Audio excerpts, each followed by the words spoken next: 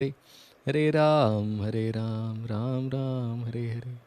कम करोति वाचालं पंगुं लंघयते गिरं यत्कृपातमं वन्दे श्रीगुरु दीनतारिणं श्रीचैतन्येश्वरं परमानन्दम्। हरे कृष्णा। सभी भक्तों का स्वागत है आज के इस श्रीमद् भागवत सत्र में। हम चर्चा कर रहे हैं प्रथम स्कंद। कल हमने 17वां अध्याय देखा। 17वें अध्याय में हमने ये चर्चा की कि किस तरह परीक्षित महाराज कली को दंडित करते हैं और धर्म और धरणी इनका जो संवाद है वो भी हमने देखा, और दोनों को वो आश्वस्त करते हैं, निर्भय करते हैं, और वो कहते हैं कि जब तक मैं यहाँ राजा हूँ कली आपका कुछ नहीं बिगाड़ पाएगा। और जो धर्म के 3 पैर टूटे थे उन्होंने फिर से उन्हें पुनर्स्थापित किया और वे राजा के रूप में कड़ा शासन कर रहे थे, जिससे कली उनके राज्य में कहीं पर भी कुछ गलत कार्य लोगों को करने में प्रवृत्त नहीं कर पाए। फिर कली उनको कहते कि कृपया करके आप मुझे रहने के लिए जगह दीजिए, क्योंकि मैंने भी आपका आश्रय लिया है। तो उन्हें वो 4 जगह देते हैं रहने के लिए। तो धर्म के 4 पैर ही इसके विषय में कल हमने चर्चा की। तो शौच है, दया है, तपस्या है और सत्य। ये धर्म के 4 पैर है जिस पर धर्म खड़ा रहता है। तो हर युग में एक एक पैर की क्षति होती गई, और हम देखते कलयुग में 3 पैर उसके पूरी तरह से क्षतिग्रस्त हो चुके हैं। एक ही पैर पे धर्म खड़ा है और वो है सत्य। तो इसके लिए इस्कॉन संस्था में कल हमने ये चर्चा की थी कि 4 नियमों का पालन करना अनिवार्य किया है शिल प्रभुपाद जी ने। पहला है मांसाहार नहीं, व्याभिचार नहीं, नशापान नहीं और जुआ नहीं। तो ये 4 क्यों है? तो ये 4 जो चीज़ें हैं धर्म के 4 पैर को तोड़ती है। तो वो देखेंगे हम संक्षिप्त में कि जब व्याभिचार होता है, स्त्री पुरुष संग, पर स्त्री या पर पुरुष का गमन जब होता है, तो व्यक्ति अंतर और बाह्य दोनों रूप से अपने आप अस्वच्छ हो जाता है। आप देखिए जो लोग बहुत स्त्री या पुरुष गमन करते हैं, उनकी सारी आदतें अपने आप खराब हो जाती है। उसके लिए उस व्यक्ति को कुछ करना नहीं पड़ता है। तो शौच जो है अपने आप खत्म हो जाता है जब व्याभिचार किया जाता है।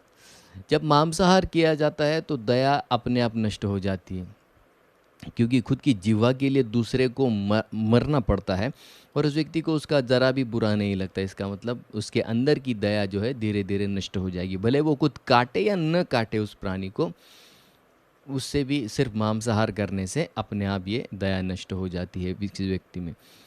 सत्य जो है, जब कोई व्यक्ति जुआ खेलता है तो जुए में जीतने के लिए उसे असत्य बोलना ही पड़ता है, उससे सत्य अपने आप नष्ट हो जाता है। और जब व्यक्ति नशापान करता है, किसी भी तरह का नशापान करता है, तो उसकी तपस्या करने की वृत्ति अपने आप नष्ट हो जाती है। और यही 4 पहरे सत्य, दया, तप और सत्य जिस पर धर्म खड़ा है, और ये 4 चीज़ें उनको नष्ट कर देती है। इसके लिए इस्कॉन संस्था में इन 4 चीज़ों को वर्जित किया जाता है किसी भी साधक के लिए, ताकि वो जल्दी से जल्दी भगवत भक्ति के मार्ग पर प्रगति कर सकें। और फिर जब कली कहते हैं कि आपके राज्य में तो ये 4 चीज़ें होती ही नहीं है। क्या 4 चीज़ें? व्याभिचार नहीं होता, मांसाहार नहीं होता, जुआ नहीं होता और नशापान नहीं होता है। तो मैं रहूँगा कहाँ? तो कहते 5वीं जगह मैं आपको देता हूँ कि आप जहाँ पर अधिक मात्रा में सोना है या धन जहाँ पर अधिक मात्रा में है ज़रूरत से ज़्यादा, वहाँ पर आप निश्चित रूप से निवास कर सकते हैं। और ये 5वीं जगह देने के पश्चात राजा परीक्षित फिर से अपने राज्य वापस लौट जाते हैं और कड़ा शासन करते हैं, ताकि जो जन सामान्य लोग हैं वो किसी भी नियम को न तोड़ पाए और कली से प्रभावित न हो, इसकी वो निश्चित रूप से सुरक्षा करते हैं। तो धर्म के चारों पैर को पुनर्स्थापित करते हैं। धर्म और धरणी दोनों ही आनंदित होकर वहाँ से चले जाते हैं। अब आता है 18वां अध्याय, जहाँ पर अब परीक्षित राजा के जीवन में, अब राजा तो बन चुके हैं, कली को दंडित भी कर दिया, अपना प्रभाव भी जमाया, 3 अश्वमेध यज्ञ भी किए। इतना सब करने के पश्चात अब उनके जीवन में आगे क्या होता है, आइए देखते हैं 18वें अध्याय में। तो 18वें अध्याय की शुरुआत हर अध्याय की तरह सूत गोस्वामी हर अध्याय जब ख़त्म करते हैं तो फिर नए से वो परीक्षित, जैसे कि नया जोश उनमें आ गया है, इस तरह से हर अध्याय को शुरुआत करते हैं। तो 18वें अध्याय की भी शुरुआत सूत गोस्वामी उसी तरह से करते हैं। सूत उवाच यो वै द्रौण्यस्त्र विप्लुष्टो न मातुर उदरे मृत अनुग्रहात् भागवत कृष्णस्य अद्भुत कर्मणा। फिर से वो मानिए ऐसे नए से परीक्षित राजा की कथा बताने के लिए शुरुआत कर रहे हैं। वो कहते हैं यो वा द्रौण्यस्त्र विप्लष्टु। हालांकि ये कथा वो बता चुके हैं कि कैसे द्रौण्य मतलब अश्वत्थामा के अस्त्र से विप्लष्टु उनका शरीर नष्ट हो गया था। न मातु उदरे मृतः, और उनकी माता के गर्भ में जब वो अस्त्र उनके माता के गर्भ पर आया तो कैसे उनका शरीर नष्ट हो चुका था। अनुग्रहाद भगवत, और भगवान कृष्ण की अनुग्रह कृपा से उनको वो शरीर वापस प्राप्त किया गया। ये है कृष्ण से अद्भुत कर्म। इस तरह से भगवान कृष्ण ने अपने अद्भुत कर्म दिखाए और अपने शुद्ध भक्त परीक्षित राजा को बताया। तो यहाँ से वो शुरुआत क्यों करते, क्योंकि अभी टॉपिक को और ज़्यादा इंटरेस्टिंग उनको बनाना है, क्योंकि ऐसी कथा उनको अभी सुनानी है जिसके लिए अचानक किसी को स्वीकार करना सहज नहीं होगा। मान लीजिए हर कोई व्यक्ति है, उसके जीवन में सारी चीज़ें एकदम आनंद से हो रही है और अचानक कोई ऐसी चीज़ हो जाती है कि उसे वो स्वीकार नहीं कर पाए।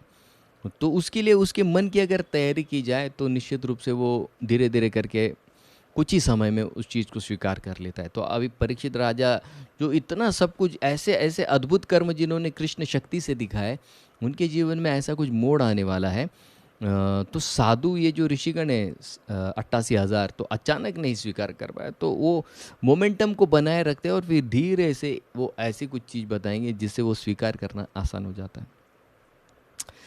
तो दूसरे श्लोक में वो कहते हैं अब सडनली वो पूरा जो उनका इतिहास है बता देंगे, और क्या है आगे बता देंगे। वो ब्रह्मकोप उथेत्य तक्षकात प्राण विप्लवात न समुम अरोभयत भगवत्य अर्पित आशय। वो कहते हैं कि तुरंत अब जो राजा इतने बड़े शक्तिशाली राजा थे, ब्रह्मकोप उत्थित, तो अचानक क्या होता है उनके जीवन में एक ऐसा संकट आ जाता है कि ब्रह्मकोप, एक ब्राह्मण उनको शाप दे देते हैं। उत्थित, उससे क्या होता है तक्षकात प्राण विप्लवात, तो उसकी वजह से उनका जो जीवन है संकट में आ जाता है और ख़त्म होने वाला है। क्यों? क्योंकि तक्षक नाम का एक सांप आएगा और प्राण विप्लवात, उनका शरीर खत्म हो जाएगा। लेकिन ऐसी स्थिति में भी ये जो राजा है, क्या हुआ, क्या किया उन्होंने, न सम्मोह, वे बहुत दुखी नहीं हुए। उरु भयात, ऐसा भयंकर भयभीत करने वाली स्थिति उनके जीवन में आई, फिर भी वो बिल्कुल मोहित नहीं हुए, विभ्रम में नहीं आए। क्यों? भगवत अर्पित आशय, उन्होंने अपनी बुद्धि, अपना मन, सारी चीज़ें भगवान श्री कृष्ण में लगा दी थी। तो भले ही फिर कोई भी संकट आ जाए उस व्यक्ति के जीवन में, तो वो उस संकट का डटकर सामना करता है। क्यों? क्योंकि प्रभुपाद जी तात्पर्य में लिखते हैं कि कोई भी भक्त आने वाली स्थिति को भगवान कृष्ण द्वारा प्रेरित है इस तरह से उसे लेता है, और वो जब ये जानता है कि इसे भगवान कृष्ण ने भेजा है तो वो उसे स्वीकार करना उसके लिए आसान हो जाता है। क्योंकि जब खुशी आती है तब भी भक्त क्या समझता है, ये भगवान ने ही दिया, और दुख भी जब आता है तो वो यही समझता है कि इसे भगवान के द्वारा ही प्रेरित करके मेरे जीवन में भेजा गया। तो दोनों को समान दृष्टि से देखना वो सीख जाता है। इसके लिए यहाँ पर परीक्षित राजा न तो भयभीत हुए हैं न तो मोहित हुए हैं। तो ये दूसरे श्लोक में तुरंत वो सब्जेक्ट को बदलते। देखिए एक पहले श्लोक में क्या बताया, इतने शक्तिशाली थे, इतने वैभवशाली थे, लेकिन उसी वैभवशाली व्यक्ति के जीवन में ऐसा संकट आने वाला है या आया जिससे वो उसकी मृत्यु होने वाली है। ये जब समाचार उनको मिलता है, लेकिन बिल्कुल शोक नहीं किया और बिल्कुल भयभीत नहीं हुए। हाल ही में हमने देखा कि कोई एक एक्टर थे, तो डिप्रेशन के कारण जीवन में आने वाली स्थितियों के, भले ही यशस्वी थे लेकिन स्वीकार नहीं कर पाए अपने जीवन में आने वाली परिस्थितियों को। तो परिस्थितियों को सामना करने की भी ट्रेनिंग बहुत ज़्यादा ज़रूरी है। वो ट्रेनिंग के बगैर कोई काम नहीं। तो प्रभुपाद जी कई तात्पर्यों में ट्रेनिंग के विषय में लिखते हैं। तो साधक उसी को कहा जाता है जो अपने मन को हर स्थिति को सहन करने के लिए या उसे डट कर खड़े रहने के लिए खुद को ट्रेन करता है, उसी को साधक कहा जाता है। वो ट्रेनिंग में है, वो ट्रेनिंग फेज में है। तो यहाँ पर परीक्षित राजा के बचपन से ही उनके माता पिता ने उनको उस तरह से ट्रेन किया था। अब तीसरे श्लोक में वो बताते हैं उत्सृज्य सर्वतः संगम विज्ञात अजित संस्थितम वैयासकेर्जहो शिष्यो गंगायाम स्वाम कलेवरम। तो उत्सृज सर्वथा संगम। तो जब उन्हें पता चलता है, देखिए किसी व्यक्ति के लिए अचानक सारी चीज़ों को छोड़ना बहुत मुश्किल हो जाता है। हाँ, कोई व्यक्ति अगर आत्महत्या भी कर लेता है तो वो कई दिन पहले सोचता है और बहुत दिन सोचने के पश्चात वो वैसा कदम उठाता है। तो यहाँ पर जब उन्हें पता चला कि 7 ही दिन में उनकी मृत्यु होने वाली है, उत्सृज सर्वथा संगम, सारी चीज़ों को उन्होंने छोड़ दिया। क्यों छोड़ दिया? विज्ञात, भली भांति जानते थे, अजित संस्थित, भगवान श्री कृष्ण की का ये प्लान है, ये वो जानते थे। और फिर उन्होंने क्या किया? वैयासके जहो शिष्य, फिर वो जाके सुखदेव गोस्वामी के शिष्य बने, गंगायाम स्वाम कलेवरम, और गंगा जी के तट पर उन्होंने अपना शरीर छोड़ दिया। तो जब वो शिष्य किसके बने? वैयासकी जहो शिष्य, जब सुखदेव गोस्वामी के शिष्य बने तो उन्होंने क्या किया? समस्थित, उनसे जो सुना वो सुनने के पश्चात क्या हुआ? समस्थित, उनको उनके सारे जो डाउट्स थे वो क्लियर हो गए, और समस्थित मतलब वो निष्कर्ष पर पहुंच गए कि अजित भगवान श्री कृष्ण, जिनको कोई नहीं जीत सकता, इन्हीं की आराधना करना सर्वश्रेष्ठ है। और किसी की अगर आप आराधना करेंगे या साधना करेंगे तो निश्चित रूप से फिर से एक जन्म हमको लेना पड़ेगा। तो इसके लिए क्या कहा गया? अजित मतलब जिनको कोई जीत नहीं सकता। लेकिन परीक्षित राजा ने उनको भी जीत लिया। कैसे जीत लिया? कि एक योग्य आध्यात्मिक गुरु का शरण उन्होंने लिया, और उनके माध्यम से, एक आध्यात्मिक गुरु, योग्य आध्यात्मिक गुरु के माध्यम से उन पर कृष्ण की कृपा हुई, और कृष्ण को वो ठीक से समझ पाए, और अपने आप में वो निर्भय बन गए, क्योंकि भगवान की सारी सृष्टि का ज्ञान उनको उसमें प्राप्त हो गया। फिर आगे वो कहते हैं कि किस तरह से उन्होंने कोई भी साधक मृत्यु को किस तरह से देखना चाहिए और किस तरह से मृत्यु का सामना करना चाहिए, ये यहाँ पर वो 14 श्लोक में बताते हैं। न उत्तम श्लोक वार्तानां जुष्टम तत्कथामृतम स्यात् संभ्रमो अंतकालेपि स्मरणतम तद पदाम्बुजम। तो कहते हैं न उत्तम श्लोक वार्तानाम, जो उत्तम श्लोक मतलब भगवान श्री कृष्ण जिनको उत्तम श्लोकों से जिनका गायन किया जाता है, जिनकी स्तुति की जाती है, वार्ता नाम, जो जिन्होंने अपना जीवन पूरी तरह से उनको समर्पित कर दिया है। किसको? उत्तम श्लोक, भगवान श्री कृष्ण को। जुष्टम तत्कथामृतम, तो वो व्यक्ति क्या करता है? जुष्टम, जुष्टम मतलब क्या? वो अपने मन, अपनी बुद्धि, अपने इंद्रियों को क्या करता है? तत्कथामृतम, उनकी कथा में पूर्ण तरह से निमग्न कर देता है। तो उससे क्या होगा? स्यात् संभ्रमो अंतकालेपि, तो उस व्यक्ति जिसने अपनी मन और बुद्धि, इंद्रिय, अहंकार सबको भगवान श्री कृष्ण की कथा के श्रवण में लगा दिया है, अंतकालेपि अंत समय में स्यात् संभ्रमो, वो व्यक्ति के सारे संभ्रम अपने आप दूर हो जाएंगे। कैसे? स्मरण तम तत्पदाम्बुजम, क्योंकि वो हर समय भगवान श्री कृष्ण के चरण कमलों के ध्यान में लगा हुआ है। तो कोई अगर कहे कि भगवान श्री कृष्ण की कथा सुनने से क्या लाभ होता है, तो इससे बड़ा और क्या लाभ हो कि उसके सारे संभ्रम दूर हो जाए।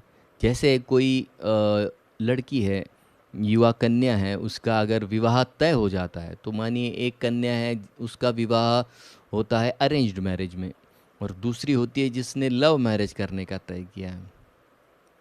तो कौन ज़्यादा निर्भय है? निश्चित रूप से वही युवती निर्भय है जिसने प्रेम विवाह करना चाहा है। तो आप पूछेंगे ऐसा क्यों? तो प्रेम विवाह में क्या होता है कि शादी से पहले ही वो लड़की अपने ससुराल के सारे लोगों को बहुत अच्छी तरह से जान लेती है।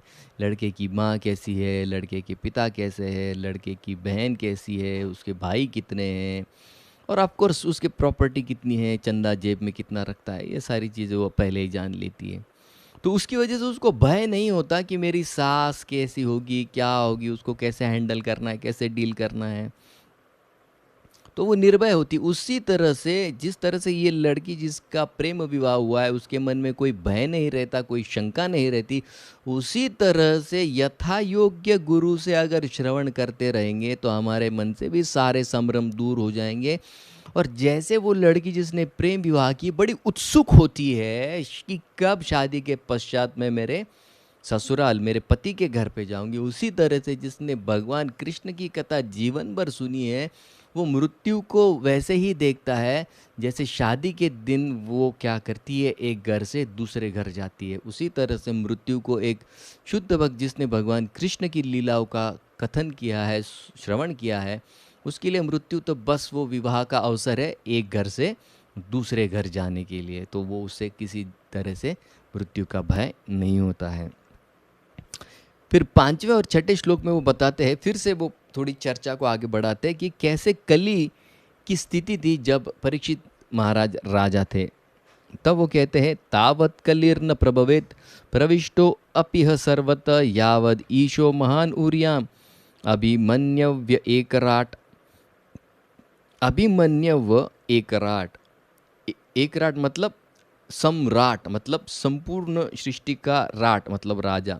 उसी तरह से एक राट, पूरी सृष्टि का एक ही राजा था, वो थे अभिमन्यव, थे अभिमन्यु के पुत्र परीक्षित राजा।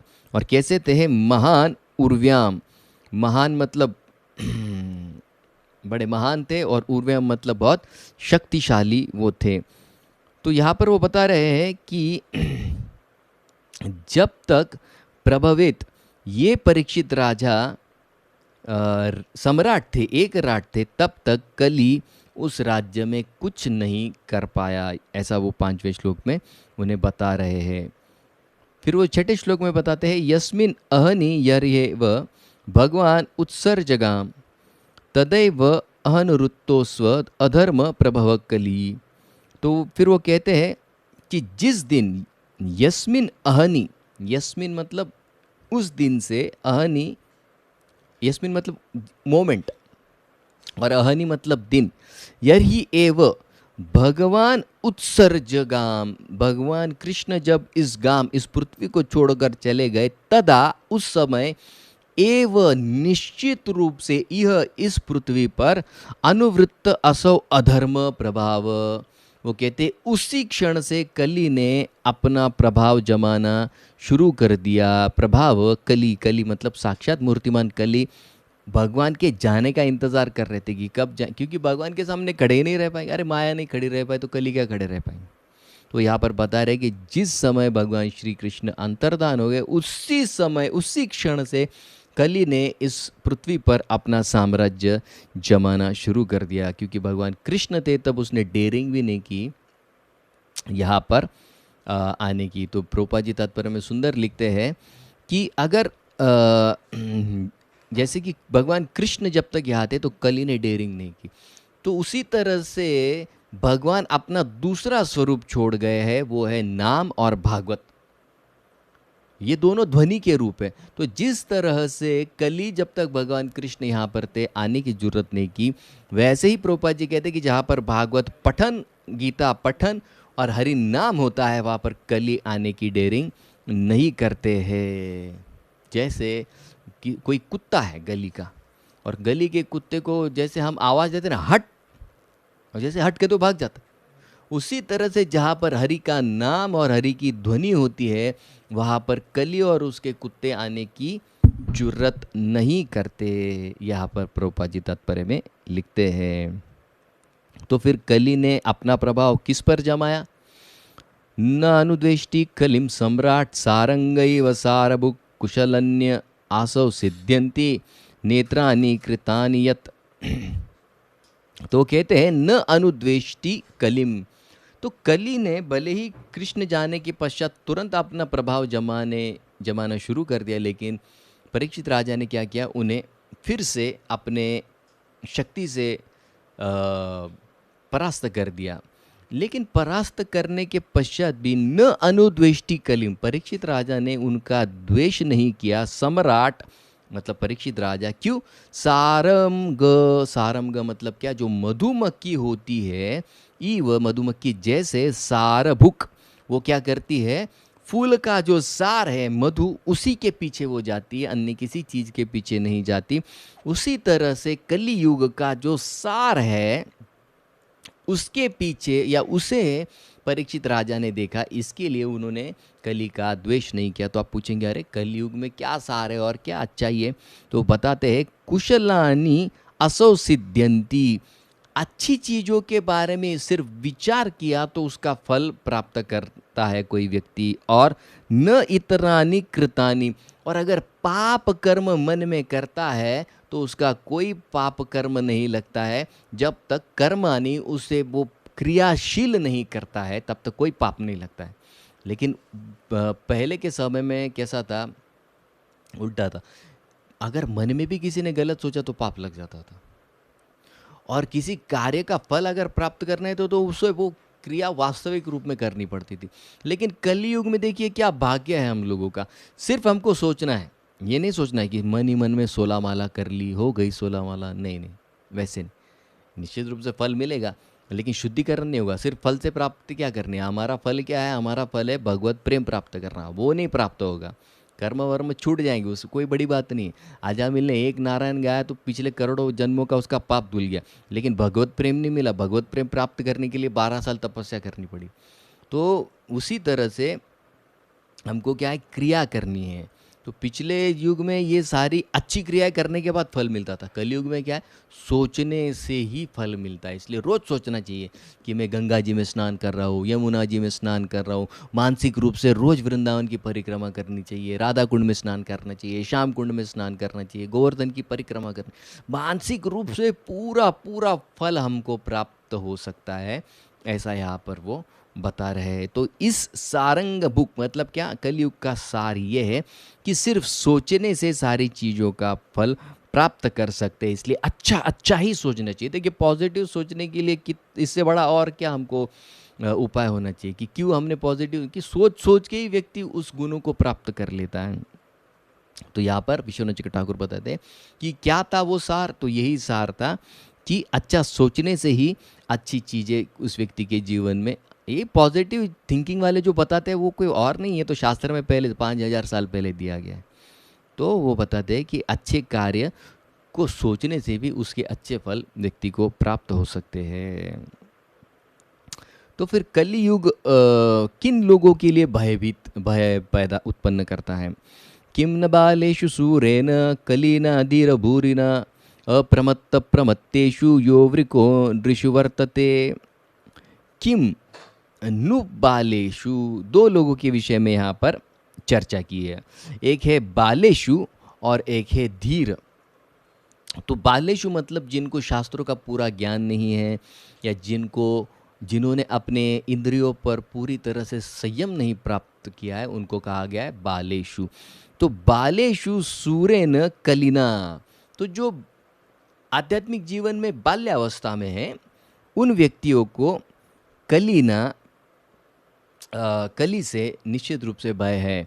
लेकिन धीर भिरुना, लेकिन जो व्यक्ति धीर है, भगवान के चरणों का जिसने आश्रय लिया है, भिरुना मतलब क्या, कली उनसे भयभीत होते हैं। देखिए जैसे उदाहरण के तौर पर हम लेंगे प्रभुपाद जी कहते थे कि कली के मुख पर मैं मेरा जूता मार सकता हूँ अगर मेरे सामने आ जाए। ये कहने की डेयरिंग हर किसी में नहीं है। इसके लिए एक शुद्ध भक्त ही ये बात कर सकता है, क्योंकि बाकी हम जो साधक हैं अब तक हम उतने शुद्ध नहीं हैं। जब शुद्ध हो जाएंगे तो निश्चित रूप से कह सकते हैं, लेकिन आज की अवस्था में ये कहना हमारे लिए। लेकिन प्रभुपाद जी कहते थे, उनके गुरु महाराज कहते थे, भक्ति विनोद ठाकुर कहते थे, गौर किशोरदास बाबा जी, क्योंकि इन्होंने भगवत भक्ति में अपने आप को इतना लीन कर दिया था कि भगवान की सारी शक्ति, जैसे भगवान कृष्ण जब यहाँ पर थे तो कली डरता था, वैसे जिन जिन के पास भगवान कृष्ण की शक्ति है उनसे कली अपने आप भयभीत हो जाता है। यह वृक नृषु वर्तते, जैसे कोई जंगल का शहर है नृषु, उससे बाकी के सारे प्राणी डरते हैं, वैसे ही राजा परीक्षित एक शेर की तरह थे। और वो क्या कर रहे थे, जो बालेषु, जो भगवत भक्ति में बहुत प्रगतिशील नहीं थे, और प्रमत्तेषु, जो केयरलेस, प्रभुपाद जी लिखते हैं जो केयरलेस है या भगवत भक्ति नहीं कर रहे या खुद को इंद्रिय निग्रह नहीं कर रहे हैं, कर सकते हैं लेकिन कर नहीं रहे, ऐसे प्रमत्तेषु और बालेषु, इन दोनों व्यक्तियों का वो कली से संरक्षण कर रहे थे, क्योंकि उन्हीं को कली का भय है। जो शुद्ध भक्त है भगवान के, या जो भगवत भक्ति में लगे हैं, जो भगवान कृष्ण का आश्रय लेना चाहते हैं, उन्हें कोई भय नहीं है। और फिर 9वें श्लोक में सूत गोस्वामी कहते हैं कि अभी मैंने आपको परीक्षित के जीवन का सारा जो समरी है वो बता दिया है, और ये जो परीक्षित राजा की कथा है वो निश्चित रूप से भगवान श्री कृष्ण से जुड़ी हुई है। तो प्रभुपाद जी तात्पर्य में एक सुंदर बात लिखते हैं कि भगवान कृष्ण की सारी लीलाएं क्यों होती, किसके लिए होती? वो उनके भक्तों के लिए ही होती। भक्तों के बगैर भगवान अधूरे हैं। भक्त नहीं है तो भगवान किसके साथ लीला करेंगे? खुद के साथ कोई फायदा नहीं करके। तो भक्त है, इसके लिए भगवान का इतना बड़ा नाम है। तो प्रभुपाद जी लिखते हैं NO, no devotees no Krishna. अगर भक्त नहीं है तो कृष्ण भी नहीं है।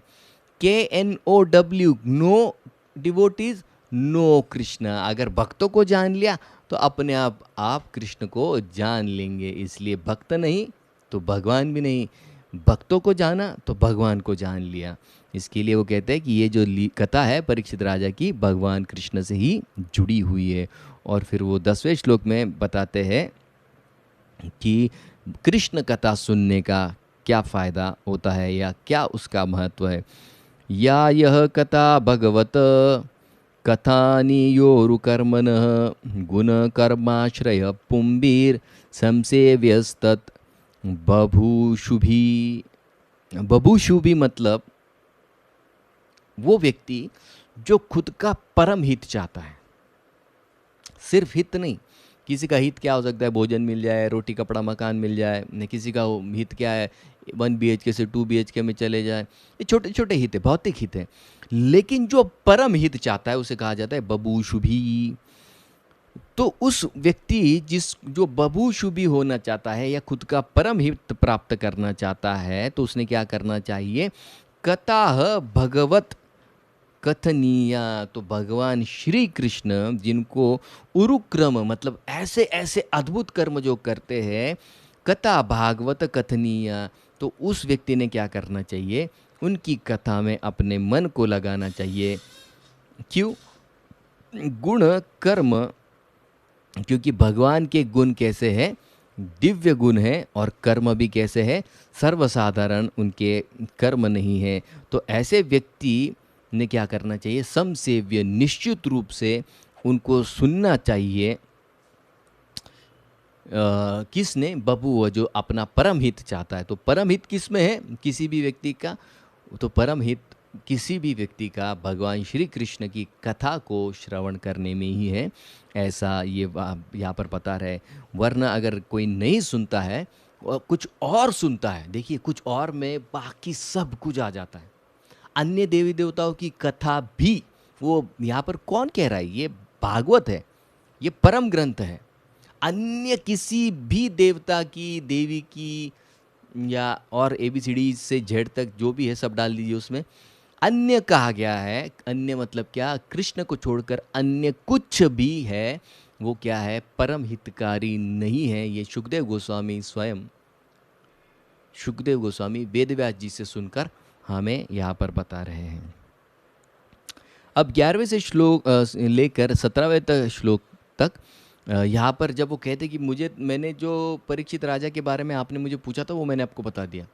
तो उन्होंने क्या किया? परीक्षित राजा राज्य कर रहे थे, कली का दमन किया, उसके बाद एकदम शॉर्ट में क्या किया वो बताया, और उनकी मृत्यु को तो पहले ही दूसरे श्लोक में बता दी। तो वो सारे जो ऋषिगण हैं वो चिंतित हो गए। कई बार हमारी चिंता क्या होती है? अरे कथा कब खत्म होगी। यहाँ पर वो कथा को और बढ़ाना चाहते होते कि विस्तार कीजिए, बढ़ाते जाइए बढ़ाते जाइए। तो उनको बड़ा बुरा लगा कि अरे इतने शॉर्ट में आपने बता दिया कि उनको शाप मिला और वो मर गए। अरे कैसे मिला शाप, क्यों मिला शाप, किस परिस्थिति में मिला, ये सब हमको सुनना है, डिटेल में बताइए। तो उत्सुकता उनकी अभी वो 11वें श्लोक में बताने वाले हैं।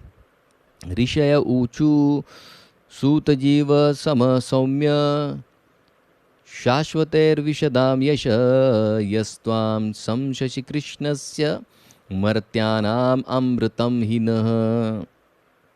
तो यहाँ पर वो बता रहे हैं, जीव आशीर्वाद दे रहे, किसको? सूत गोस्वामी को आशीर्वाद दिया जा रहा है। जीव मतलब आप जिए, कितना शमम, कई सालों तक आप जिए। कैसे है आप? सौम्य, सौम्य मतलब ग्रेव है। और आपको क्या हो? शाश्वत यश, आपका जो यश है शाश्वत बना रहे, ऐसा आशीर्वाद दो आप सूत गोस्वामी को दे रहे। क्यों दे रहे? समशसी, अरे इतनी सुंदर आप कथा कर रहे हैं। किसके किसके बारे में कर रहे हैं? कृष्णस्य, कृष्ण के विषय में इतनी सुंदर कथा आप कर रहे हैं। कैसी है ये कथा? मर्त्यानाम अमृतम ही न, कि ये मरने वालों को भी अमृत, जिसका मृत्यु निश्चित है, उन सब के लिए ये अमृत करने वाली कथा है, उनको शाश्वत जीवन प्रदान करने वाली है। तो यहाँ पर प्रभुपाद जी एक छोटा सा मुद्दा लिखते हैं, बहुत सुंदर है, कि ये अमृत है। तो कृष्ण की कथा क्या करती है? कृष्ण की कथा का क्या स्वभाव है? वो हमें अमृत बनाती है। जैसे अग्नि में अगर लोहे की सलाख डाल दी जाए तो अग्नि के संपर्क में आने से लोहे की सलाख भी अग्नि के गुणों को प्राप्त कर लेती है। उसी तरह से कृष्ण की कथा का क्या स्वभाव है?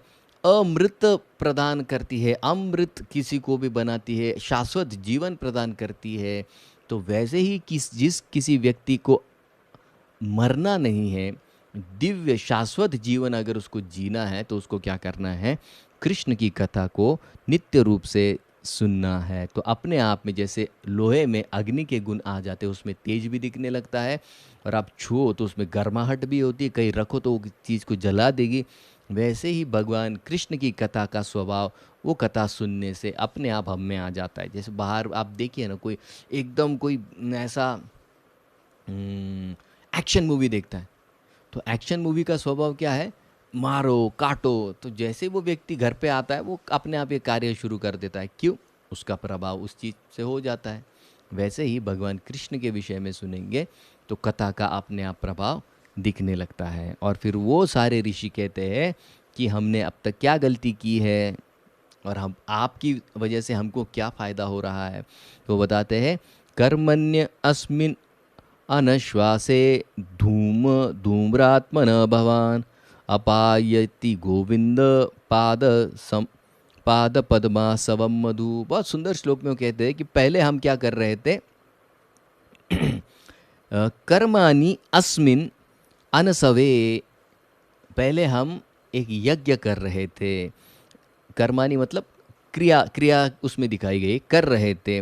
और उस यज्ञ करने की वजह से क्या हुआ? धूम धूम्रात्मनः, उस यज्ञ के धूम, धूम मतलब धुएं से, धूम्र आत्मना, हमारा शरीर और मन उस धुएं की वजह से काला हो गया है। चेहरा भी काला हो गया है और मन भी काला हो गया है। देखिए क्या कह रहे हैं। ये शौनक आदि ऋषि वो सबसे श्रेष्ठ ऋषि थे कलयुग के, जब द्वापर के अंत में और कली की शुरुआत में। तो ये ऋषिगण कह रहे हैं कि कर्मकांड यज्ञ करके कोई फायदा नहीं है, हमने कर लिया। पहले ही चैप्टर में क्या कह रहे हैं? समम 100 साल का तक चलने वाला यज्ञ हमने शुरू किया है, लेकिन उससे हमको क्या फायदा हुआ? मुंह और मन दोनों काले हो गए। भवान अपायति, लेकिन आप जैसे भक्त का, भगवान आप जैसे भक्त का संग अपायति, बड़ा आनंद हमको दे रहा है। अभी तो कितने चैप्टर हुए? अब तो पहला स्कंद भी नहीं खत्म हुआ, उतने में वो क्या कह रहे हैं? अपायति, इतना आनंद आ रहा है सुन सुनकर। मतलब क्या? डायरेक्ट एक्सपीरियंस आ रहा है। और ये कर्मकांड यज्ञ के विषय में क्या कहा? अनश्वसे, अनश्वसे, आश्वासन, हम कहते हैं आश्वासन, तो यहाँ अन अश्वसे मतलब आश्वासन ही नहीं, हमको ये लग ही नहीं रहा है कि कुछ हो रहा है। ये कर्मकांड यज्ञ करने से कुछ हो रहा था ऐसा लग ही नहीं रहा है। लेकिन भगवान आपयति, जैसे ही ये खाली 18 ही चैप्टर सुने हैं आपसे, 17 ही चैप्टर सुने हैं, लेकिन अभी कैसे रहे? अपायति, बड़ा आनंद आ रहा है। क्यों? गोविंद पाद पद्मासव, क्योंकि भगवान कृष्ण की अनुभूति अभी से हो रही है। इतना ही नहीं, भगवान कृष्ण की अनुभूति नहीं, पाद पद्मासवम मधु, भगवान के विषय में सुनकर उनकी मधुरता का भी हमें अनुभव अभी से ही हो रहा है। इसके लिए वो उनको क्या कह रहे हैं, भगवान आप जैसे भक्त का संग प्राप्त करके हमें निश्चित रूप से बड़ा आनंद प्राप्त हो रहा है। तो यहाँ पर वो बताते हैं कि कृष्ण कथा उनको कैसी लग रही है, बड़ी मधुर लग रही है। उनके मन को जो पहले काला हो गया था, उस मन को अभी साफ होते हुए उनको लग रहा है मन में आनंद की लहरें उठ रही है। जैसे खाने के पश्चात संतुष्टि की अनुभूति होती है, वैसे अब इन साधुओं को सुनने के बाद मन उनके संतुष्ट हो रहे हैं, ऐसा उनको लग रहा है। अब 13वें श्लोक में वो उनको बताएंगे कि किसका संग करना चाहिए, किस संग से क्या प्राप्त करना चाहिए और कौन सा संग श्रेष्ठ है, ये 13वें श्लोक में वो बता रहे हैं।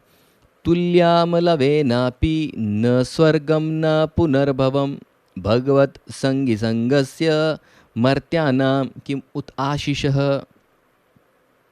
तो यहाँ पर वो बता रहे हैं तुल्य अयम, तुल्य मतलब क्या, तुलना करना। तो कह रहे तुलना नहीं हो सकती, तो अलग अलग चीजों में वो तुलना कर रहे हैं। तो तुल्य न लवे न, न यहाँ पर न आया है, तुलना नहीं हो सकती किससे, लवे न अपि। लव मतलब आंखों की पंखुड़ी को एक दूसरे को जब आप लगाते हैं उतना जो समय है उसे लव कहा जाता है। मतलब ऐसी आंख बंद की और खोल ली, हम बात करते करते कई बार आंख लगाते पता भी नहीं चलता कितनी बार आंख बंद की और खोली। तो आंख बंद करके खोलने में जो समय लगता है उसे कहा जाता है लव। लव मात्र का जो भगवत संगी संग है, भगवान के भक्तों का जो संग है वो कैसा है, अपुनर्भवम, वो मुक्ति तक को प्राप्त कराने वाला है। मर्त्या नाम किम उत आशीष, आशीष मतलब वरदान।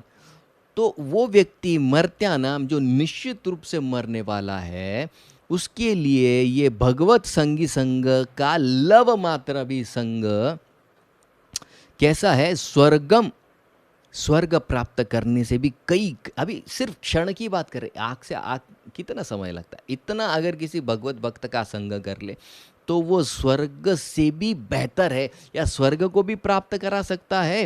अपुनर्भवम, वो भौतिक बंधन से भी मुक्त करा सकता है, ऐसा वो यहाँ पर कह रहे हैं। तो कह रहे हैं कि भगवत भक्त का जो संग है वो, कोई अगर आपको आशीष मतलब बेनिडिक्शन दे या वरदान दे कि आपको स्वर्ग की प्राप्ति हो या आपको अपुनर्भव मुक्ति की प्राप्ति हो, उससे भी एक क्षण भगवत भक्त का जो संग है, इन दोनों ही चीज़ों की उससे तुलना भी नहीं की जा सकती।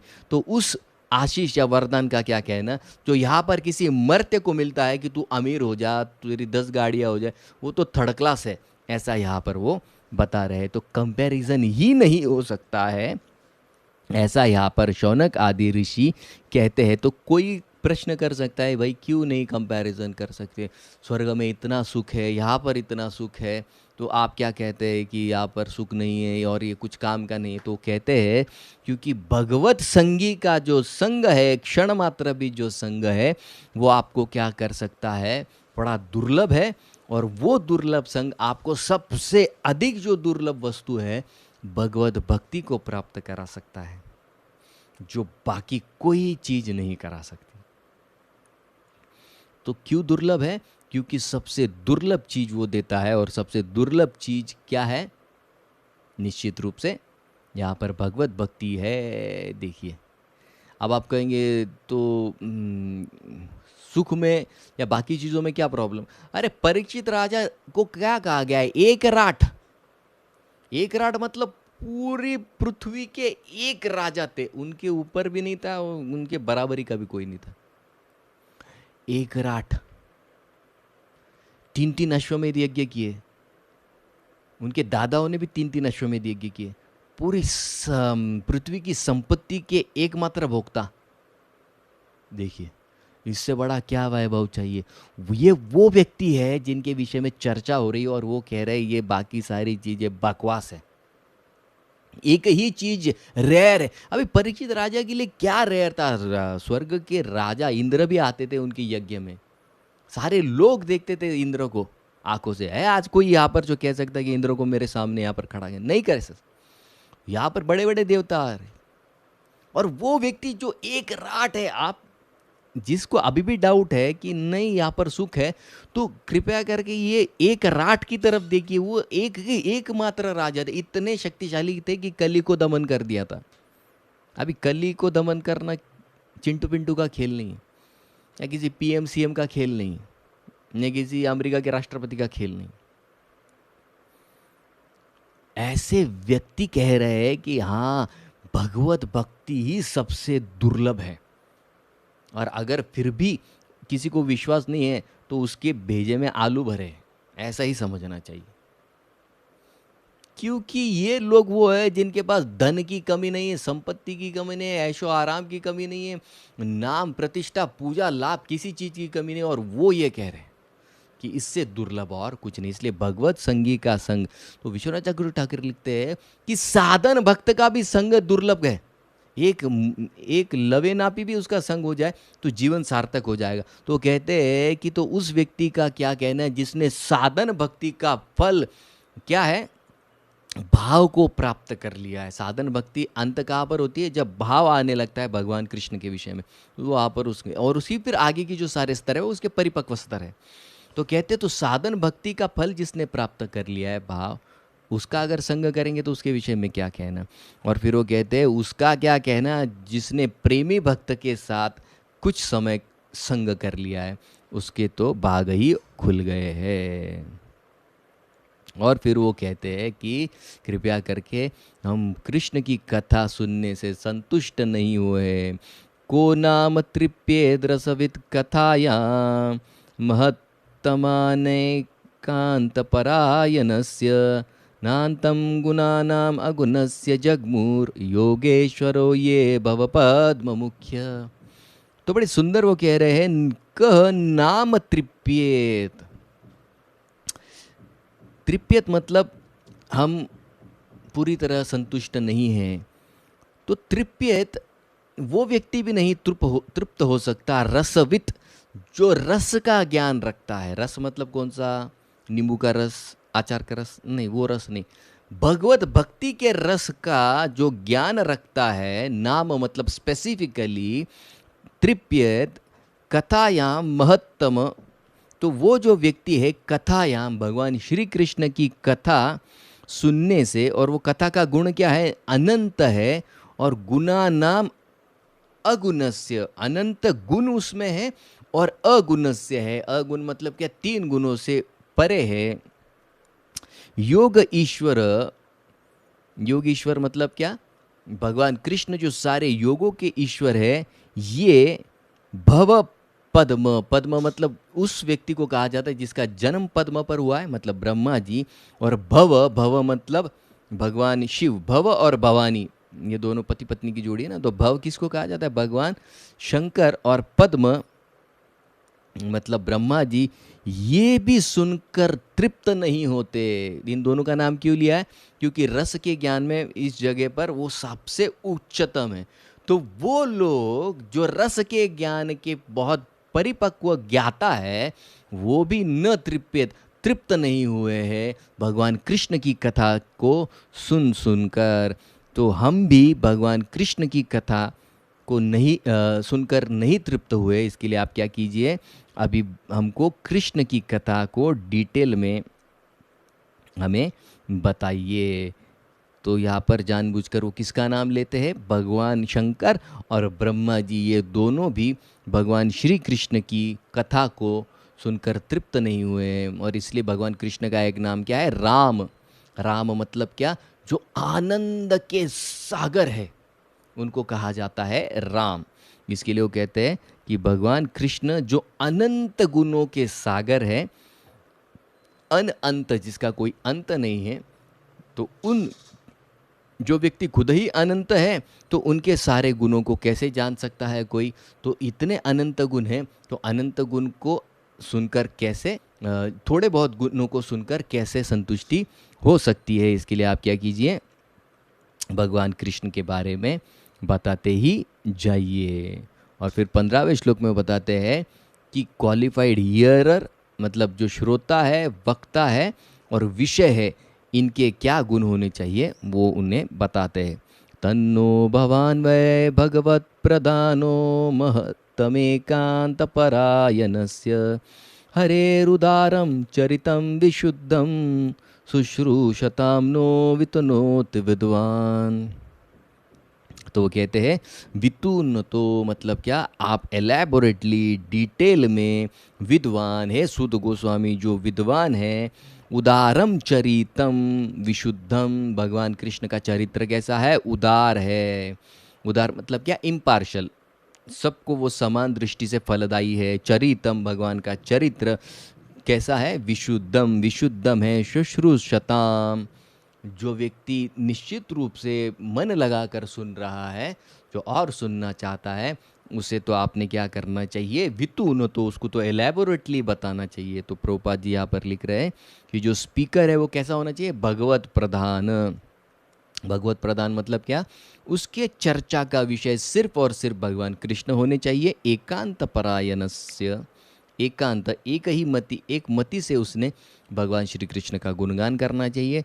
और जो सुनने वाला है वो कैसा होना चाहिए, सुश्रूषताम। वो कह रहे हैं ना कि हम लोग सुनना चाहते हैं, आप शॉर्टकट क्यों मार रहे हैं शॉर्टकट में क्यों बता रहे हैं? तो वो कह रहे हैं सुश्रूषताम, हम सुनने के लिए बड़े इच्छुक है। तो जो श्रोता है उसका क्या गुण होना चाहिए, सुनने के लिए बड़ा आतुर होना चाहिए। और विषय क्या होना चाहिए, उदारम विशुद्धम, मतलब भगवान श्री कृष्ण का जो उदार चरित्र है, जो सबके मन को शुद्ध करने वाला होता है, वही चरित्र विषय होना चाहिए। और फिर 16वें श्लोक में वो बता रहे हैं कि किस तरह से परीक्षित राजा ने सिर्फ भगवान कृष्ण से के विषय में सुनकर भगवत प्राप्ति कर ली। सवय महाभागवत परीक्षित येनापवर्गाख्यमदब्रबुद्धि ज्ञानेन वैयासकिशाब्दितेन भेजे खगेंद्र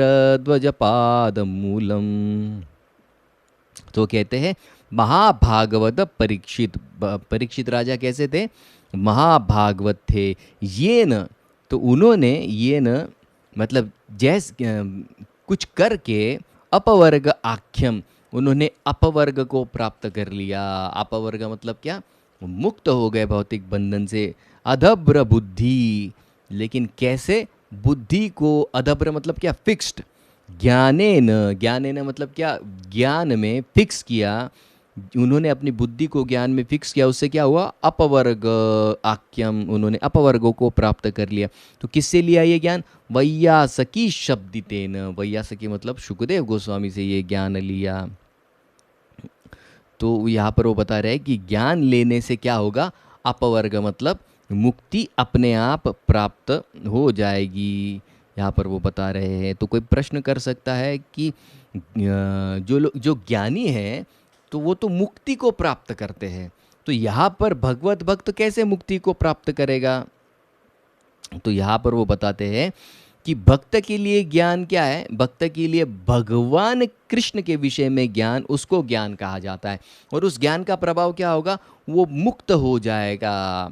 मुक्त हो जाएगा मतलब क्या, उसे अपवर्ग मतलब भगवान कृष्ण की सेवा प्राप्त हो जाएगी, उसको मुक्ति कहा गया है। तो ज्ञान क्या है भक्त के लिए, भगवान कृष्ण के विषय में ज्ञान, और उसे सुनने से क्या होगा, अपवर्ग, अपवर्ग मतलब क्या प्राप्त होगा, हमें भगवान कृष्ण की सेवा प्राप्त होगी। यहाँ पर वो बताया गया है।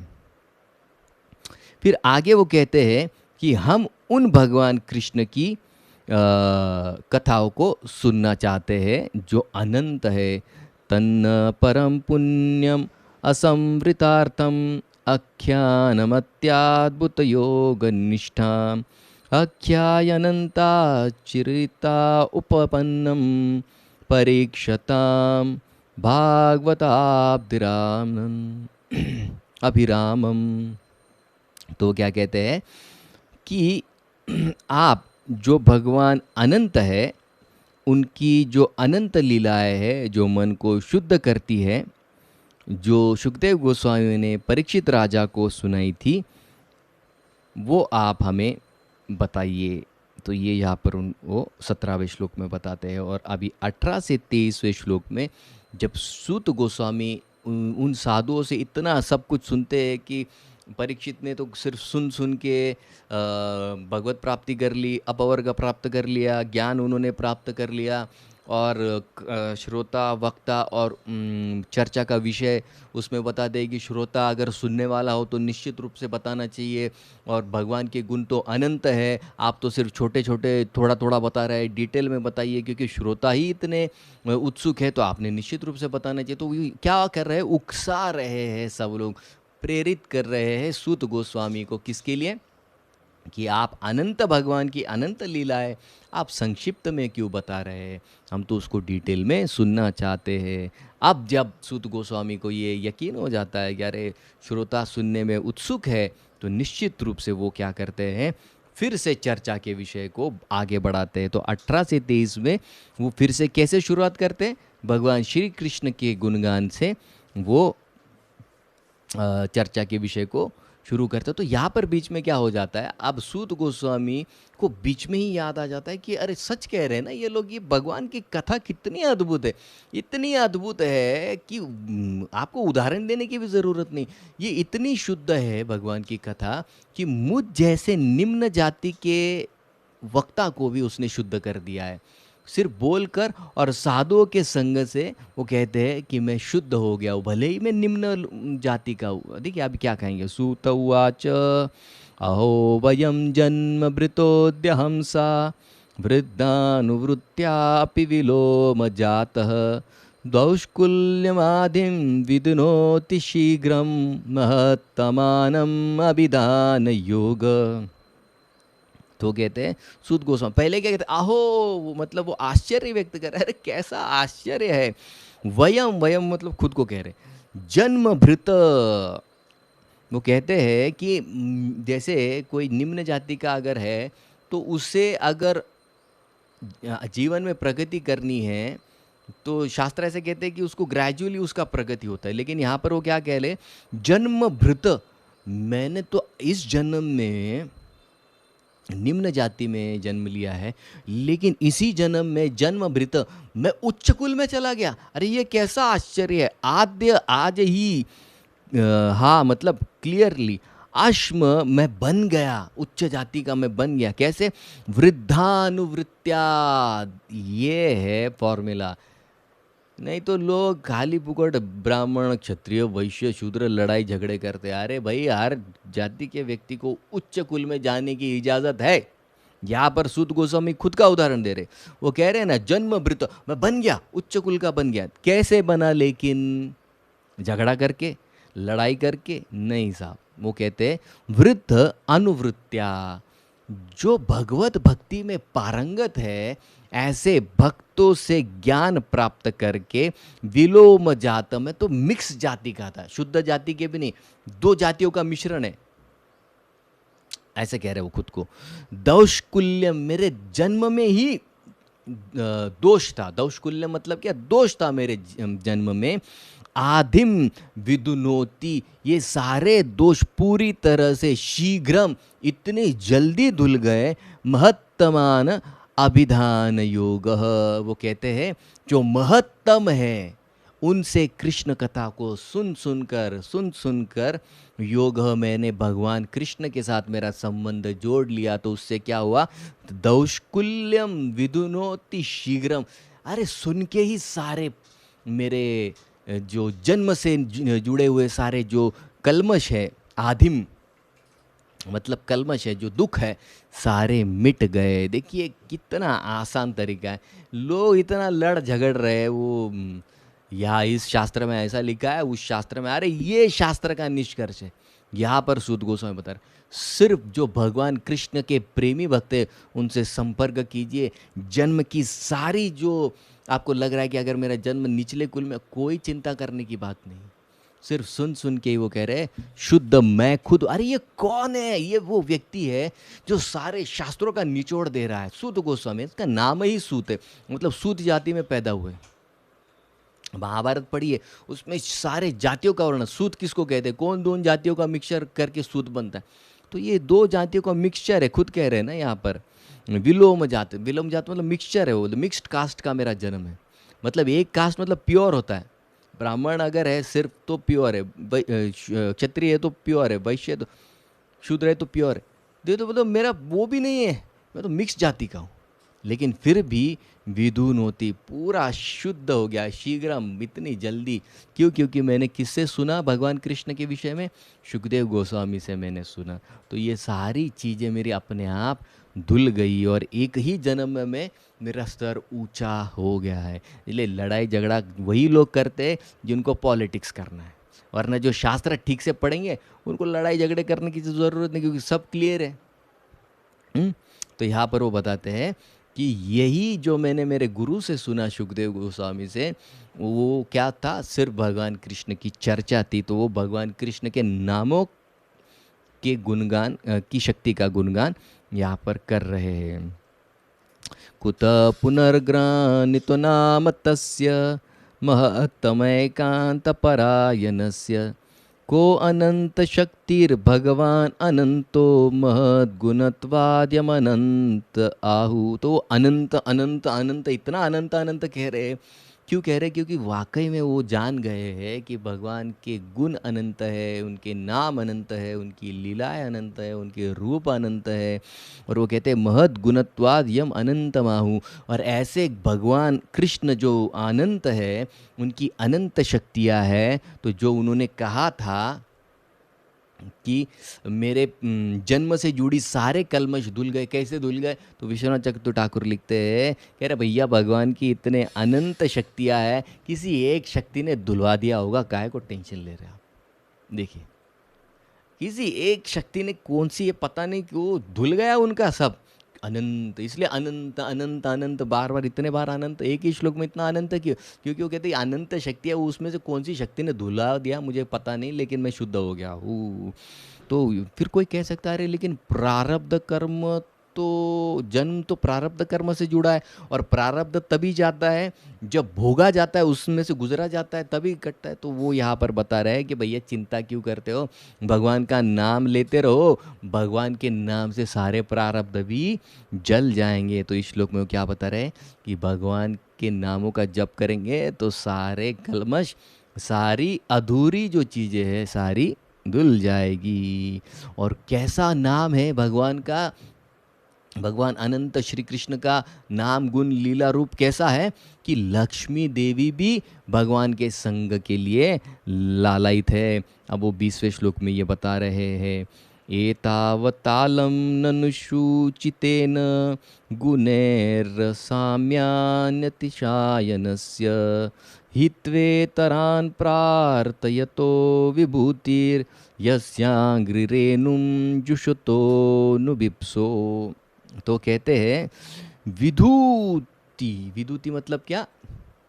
लक्ष्मी का थोड़ा सा, कि थोड़ी सी कृपा हम पर हो जाए।